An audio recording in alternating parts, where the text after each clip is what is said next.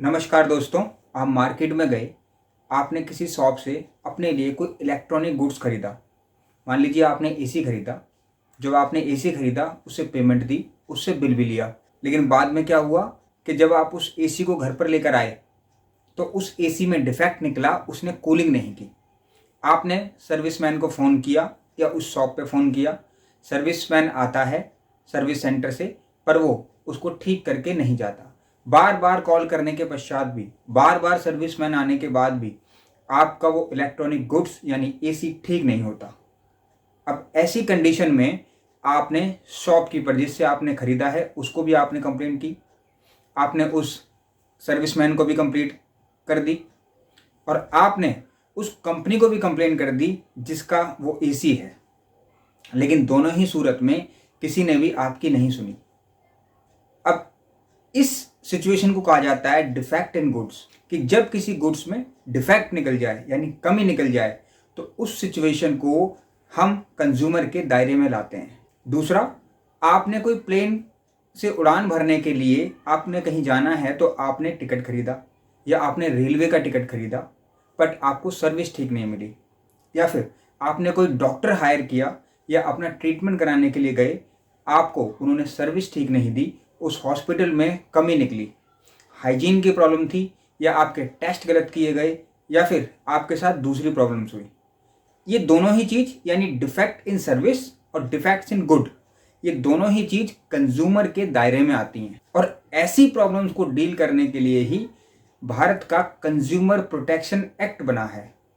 Consumer protection act amend हुआ 2019 में।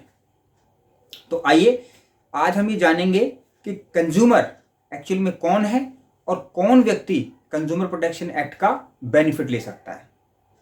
तो चलिए शुरुआत करते हैं दोस्तों। कंज्यूमर प्रोटेक्शन एक्ट बनाया गया ताकि जो उपभोक्ता हैं यानी जो कंज्यूमर हैं उनकी हेल्प हो सके और उनको कोई डिफेक्टिव गुड्स या डिफेक्टिव सर्विस प्रोवाइड ना कर सके। सबसे पहले आप ये समझिए कंज्यूमर कौन है। जैसा कि मैंने अभी बताया कि जब हम कहीं से सामान खरीदते हैं, कोई भी गुड्स हो या फिर इलेक्ट्रॉनिक आइटम हो या कुछ भी, जब आप खरीदते हैं तो आप उनसे बिल लेते हैं और उनको पेमेंट करते हैं। बिल लेकर पेमेंट करना और उसके बाद उस सामान के अंदर कमी निकल जाना, आप कंज्यूमर के दायरे में आ जाते हैं, कंज्यूमर प्रोटेक्शन एक्ट यानी उपभोक्ता कानून के दायरे में आ जाते हैं। अब ऐसी सिचुएशन में आपने करना ये है कि जब कोई आपकी ना सुने यानी जब कंज्यूमर की कोई नहीं सुनता, शॉपकीपर या फिर कंपनी, तो उस कंडीशन में आपको एक लीगल नोटिस उनको देना है। लीगल नोटिस आप खुद भी भेज सकते हैं या फिर लीगल नोटिस भेजने के लिए आप कोई लीगल प्रैक्टिशनर या फिर एडवोकेट को भी हायर कर सकते हैं। दोनों ही सूरत में आपको एक लीगल प्रैक्टिशनर हायर कर लें या फिर खुद भी एक लीगल नोटिस सर्व कर दें। लीगल नोटिस सर्व करने के बाद आप उसमें डिमांड करेंगे कि जो पैसा आपने उनको दिया है उसे रिफंड किया जाए, साथ में उस पर इंटरेस्ट भी दिया जाए, और साथ में जो मेंटल एगोनी, जो पीड़ा, जो दुख आपको हुआ है, जो हरासमेंट आपको हुआ है, उसके एवज में आप एक मुआवजा भी मांग सकते हैं। अगर लीगल नोटिस का जवाब 15 दिन के अंदर नहीं आता तो फिर आपको कंज्यूमर कोर्ट में केस डालना होगा। अब कंज्यूमर कोर्ट को समझते हैं दोस्तों। कंज्यूमर कोर्ट 3 तरीके से स्टैब्लिश है कंज्यूमर प्रोटेक्शन एक्ट में। सबसे पहले डिस्ट्रिक्ट कंज्यूमर फोरम, उसके ऊपर स्टेट फोरम, उसके ऊपर नेशनल कंज्यूमर फोरम, यानी 3 तरीके से कंज्यूमर फोरम को डिवाइड किया गया है। जैसे कि डिस्ट्रिक्ट कोर्ट होता है, हाई कोर्ट होता है, फिर सुप्रीम कोर्ट होता है, वैसे ही ये सेटअप किए गए हैं। तो सबसे पहले आपको करना क्या है कि एक पिटीशन ड्राफ्ट करनी है और पिटीशन बना करके आपको कंज्यूमर कोर्ट के अंदर फाइल करनी है। कंज्यूमर कोर्ट जब आपकी पिटीशन देखेगी, उसमें आपने बिल हो गए या आपके जो भी सपोर्टिंग डॉक्यूमेंट्स हैं वो सारे कागज आपने लगा देने हैं, और कागज लगाने के बाद आपको ये डिसाइड करना है कि मेरी पिटीशन कंप्लीट है, और वो आप जब फाइल कर देंगे तो कंज्यूमर कोर्ट उसको सुनवाई के लिए रखेगा। जब कंज्यूमर कोर्ट उसको सुनवाई के लिए रखेगा, उस दिन वो जब सेटिस्फाई हो जाएगा आपकी आर्गूमेंट से, आपकी बात से, तो फिर वो दूसरी पार्टी को नोटिस इशू करेगा। उसको जब नोटिस रिसीव हो जाएंगे वो अपना जवाब देगा। जवाब देने के बाद इसमें फिर गवाही होती है, एविडेंस होता है, और गवाही होने के बाद आर्गूमेंट होंगे, फिर इसमें जजमेंट पास हो जाता है। अब समझने की इसमें सबसे इंपॉर्टेंट बात यह है दोस्तों कि जब आप पिटीशन ड्राफ्ट करते हैं तो तो उस समय प्रेयर में यानी जो आप कोर्ट से मांग रहे हैं उसमें आप अपना रिफंड मांगेंगे, इंटरेस्ट मांगेंगे, साथ में जो परेशानी पीड़ा आपको हुई है उसके एवज में मुआवजा मांगेंगे।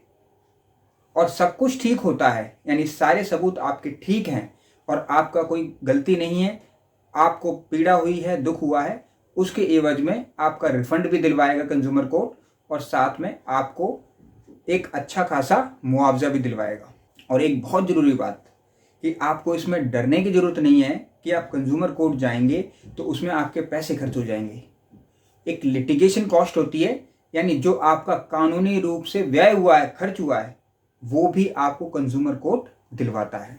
अब सवाल ये उठता है कि कौन से कंज्यूमर कोर्ट जाएं? कंज्यूमर कोर्ट तो बहुत है। तो कंज्यूमर प्रोटेक्शन एक्ट में अगर आप देखेंगे तो एक नया क्लॉज 2019 में ऐड किया गया है कि जहां पर कंप्लेनेंट रहता है यानी जहां पर उपभोक्ता रहता है उस एरिया के हिसाब से जो कंज्यूमर कोर्ट नज़दीक पड़ता है आप वहां पर जो है अपनी कंप्लेंट को दर्ज कर सकते हैं। इसका प्रोसेस ऑनलाइन भी है, ई दाखिल, उसके बारे में हम कभी फिर चर्चा करेंगे। पर आज हम सिर्फ ये बता रहे हैं एक ओवरव्यू लेके कि कंज्यूमर प्रोटेक्शन एक्ट में आपके अधिकार क्या हैं। ये सारे अधिकार आप यूज़ कर सकते हैं और बड़े ही ढंग से आप जागरूक हो सकते हैं। एक इम्पॉर्टेंट बात मैं यहाँ पर आपको और बताना चाहूँगा कि अगर डिस्ट्रिक्ट कंज्यूमर में आप सेटिस्फाई नहीं होते हैं, अगर आपके खिलाफ फैसला आ जाता है बाई चांस किसी भी वजह से, तो आप स्टेट फोरम में अपील कर सकते हैं और अगर वहाँ भी संतुष्ट नहीं होते हैं तो फिर आप नेशनल फोरम में भी अपील कर सकते हैं। यानी ओवरऑल आपको न्याय मिलेगा। जागो ग्राहक जागो, ये सब आपके लिए है। आप स्मार्ट कंज्यूमर बने, स्मार्ट उपभोक्ता बने। पहले समझें, परखें, फिर खरीदें। कंज्यूमर प्रोटेक्शन के ऊपर ये मेरी वीडियो सिर्फ और सिर्फ आपको जागरूक करने के लिए है। अगर आपको ये वीडियो अच्छी लगी हो तो इसको अपने नियर और डियर लोगों के साथ शेयर जरूर करें। सपोर्ट करते रहिए दोस्तों। नमस्कार।